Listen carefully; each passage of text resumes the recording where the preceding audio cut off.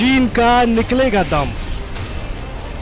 America, Australia, New Zealand, Canada, the great Britain की चीन की हर हरकत पर नजर।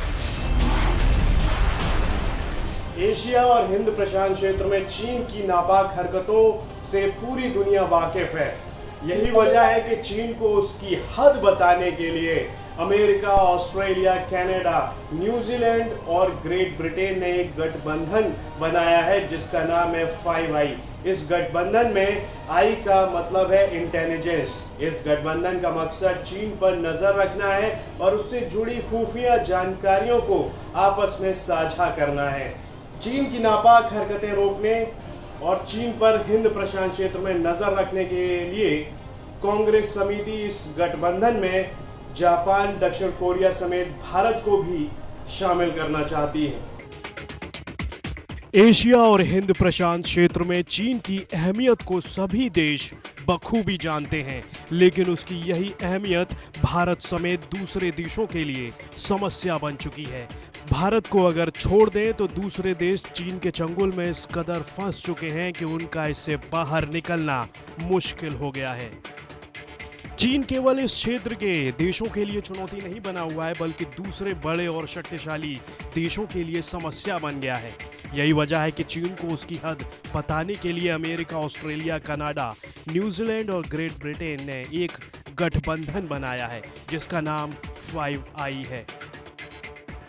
इस गठबंधन का मकसद चीन पर नजर रखना और उससे जुड़ी खुफिया जानकारियों को आपस में साझा करना है। चीन को रोकने और हिंद प्रशांत क्षेत्र में उस पर नजर रखने के मकसद से अब अमेरिकी कांग्रेस समिति इस गठबंधन में भारत, जापान और दक्षिण कोरिया को शामिल करना चाहती है। 5i में इन तीन देशों को शामिल करने का अपना खास मतलब है। एशिया में चीन की दादागिरी किसी से छिपी नहीं है। दक्षिण चीन सागर के मुद्दे पर चीन अमेरिका, ऑस्ट्रेलिया समेत दूसरे देशों के निशाने पर है। इसके अलावा वो बड़ी तेजी से हिंद प्रशांत क्षेत्र में अपने पांव फैला रहा है। इस मंशा के चलते उसने दक्षिण एशियाई देशों को अपनी कर्ज नीति में फंसाया। इसके तहत ही उसने अफ्रीका के जिबूती में अपना नया सैन्य अड्डा बनाया है। यहाँ पर ही अमेरिका का भी सैन्य बेस मौजूद है। चीन की बढ़ती ताकत वर्तमान में पूरी दुनिया के लिए चिंता का विषय बन चुकी है। यही वजह है कि 5i में भारत, दक्षिण कोरिया और जापान को शामिल कर इसको मजबूती देने के साथ अमेरिका चीन को उसकी हद में रखना चाहता है। यदि ये तीनों देश इसमें शामिल हो जाते हैं तो इन्हें चीन से जुड़ी खुफिया जानकारियों को आपस में साझा करना होगा, जो चीन के लिए कहीं न कहीं मुश्किलों को बढ़ाने वाला साबित जरूर होगा।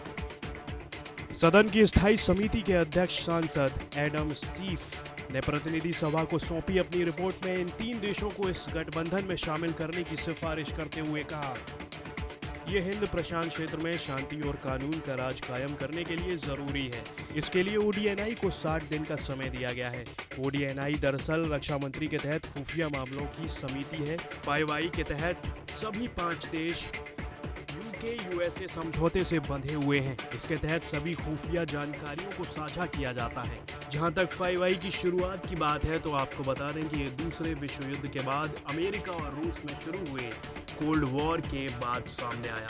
अमेरिका में आतंकी हमला होने के बाद, उसके आतंकवाद के खिलाफ युद्ध में उतरने के बाद इस गठबंधन के फैलाव की बात सामने आई थी। उस दौरान भी इस बात पर जोर दिया गया था कि आतंक से लड़ाई में अपनी खुफिया जानकारियों को बढ़ाने के लिए इस गठबंधन में कुछ दूसरे देशों को शामिल किया जाना चाहिए। अमेरिका के पूर्व NSA कॉन्ट्रैक्टर एडवर्ड स्नोडेन ने 5i को सुपर नेशनल इंटेलिजेंस ऑर्गेनाइजेशन बताया था। 2013 में इससे जुड़े कुछ दस्तावेज भी लीक हुए थे। हालांकि 5i के काम करने के ढंग पर कई बार सवाल खड़े हुए हैं। आपको यहाँ पर यह भी बता दें कि पहले फ्रांस को भी इस गठबंधन में शामिल कर इसको 6i का नाम दिया गया था, लेकिन समय के साथ कुछ बात नहीं बन पाई, जिसके बाद बराक ओबामा ने फैसला किया कि इस गठबंधन से फ्रांस को बाहर कर दिया जाए। तब से अब तक ये गठबंधन 5i के नाम से जाना जाता है।